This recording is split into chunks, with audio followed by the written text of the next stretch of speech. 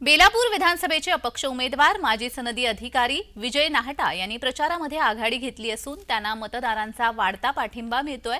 विजय नाहटा यांनी आतापर्यंत वाशी, नेरूळ, शिरवणे विभागामध्ये प्रचार रॅली काढली असून सकाळी 11 वाजता सीबीडी येथे प्रचार रॅली काढण्यात आली होती। यावेळी सीबीडी येथील प्रचार रॅलीमध्ये मतदारांचा उत्स्फूर्त प्रतिसाद त्यांना लाभला। यावेळी महिलांनी आणि तरुणांनी विशेष सहभाग इथे नोंदवला होता। विजय नाहटा यांच्या प्रचार रॅलीमध्ये सर्व जाती धर्मामधील नागरिकांनी विजय नाहटा यांना पाठिंबा दर्शवला असून नाहटा यांना निवडून देण्याचा ठाम निर्धार केला आहे।